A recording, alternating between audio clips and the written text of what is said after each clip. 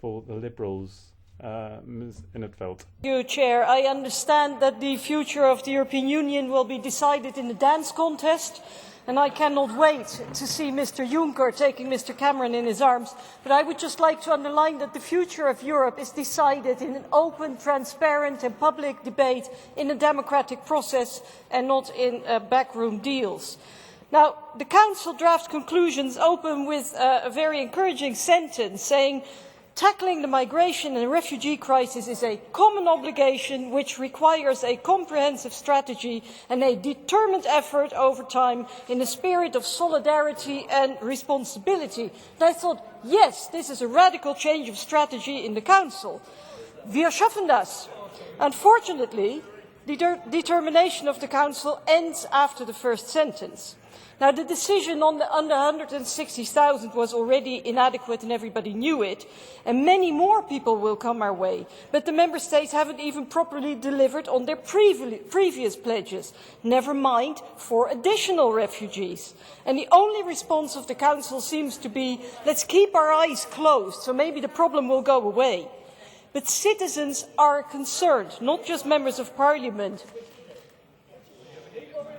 Veld, I see the Remain or Leave campaign has already started in this room. Ja, aber nicht erst seit heute, Veld.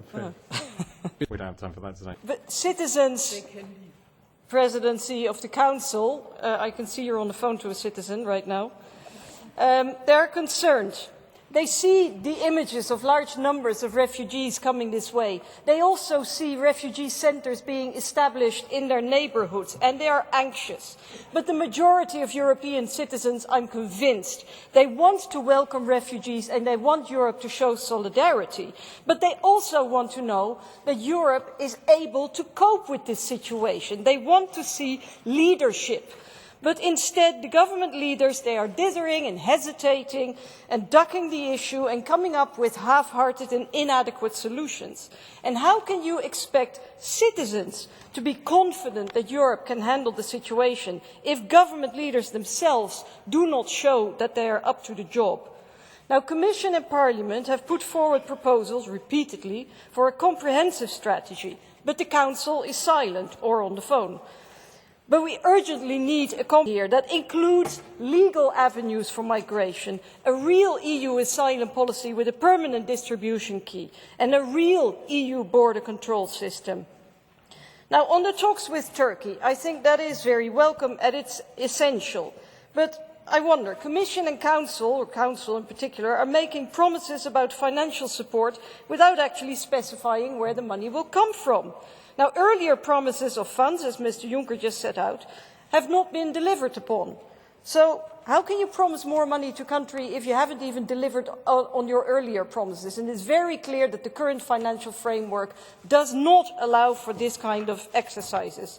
And besides, I would like to echo the words of other speakers who ask themselves, how can we be sure that the human rights of refugees will be guaranteed in Turkey?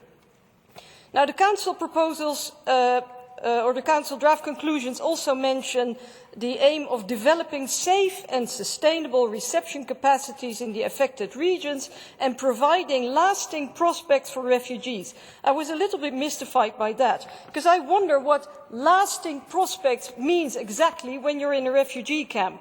And I hope, for your sake, that refugees have the same notion of lasting prospect. Now, reception in the region and cooperation with third countries mainly means outsourcing our problems. And I think it's a bit bitter that we are on one day applauding the Nobel Prize laureate, Tunisia, the Peace Prize laureate, and at the same time we expect them to solve our problems and receive the people we turn away. Finally, President, yes, but I was interrupted, Chair. This is my last sentence. The draft conclusions do not remotely constitute an answer to the current situation. So ALDE expects you to go back and do your homework and come up with a realistic and comprehensive strategy so we can truly say to European citizens, wir schaffen das. Thank you.